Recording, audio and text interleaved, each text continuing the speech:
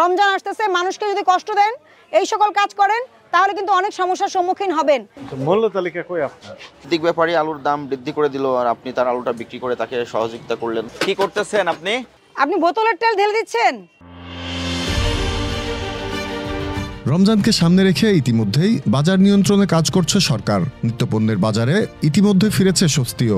রমজানের প্রধান পণ্য হিসেবে পরিচিত খেজুরের বাজার ইতিমধ্যেই নিয়ন্ত্রণের মধ্যে চলে এসেছে। এছাড়া অন্যান্য পণ্যের দাম নিয়ন্ত্রণের ক্ষেত্রেও কঠোর অবস্থানে রয়েছে সরকার।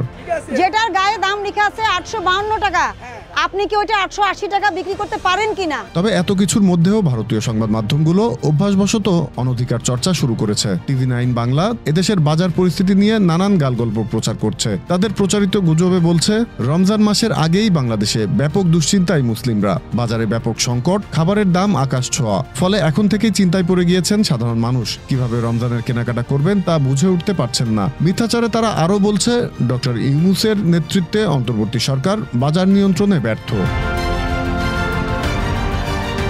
মূলত ফ্যাসিস্ট হাসিনার পতনের পর বাংলাদেশ থেকে সব ধরনের অনৈতিক সুবিধা বঞ্চিত হয় ভারত। এর ফলে আওয়ামী লীগ নেতাদের পাচারকৃত অর্থে পরিচালিত কিছু ভুইফোর ভারতীয় মিডিয়া অন্তর্বর্তী সরকারকে বিতর্কিত করতেই এ ধরনের অপপ্রচারে নামে। সম্মানিত ব্যবসায়ী এবং ভোক্তাদের দৃষ্টি আকর্ষণ করছে, জাতীয় ভোক্তা অধিকার সংরক্ষণ অধিদপ্তর কর্তৃক বাজার মনিটরিং কার্যক্রম পরিচালিত হচ্ছে।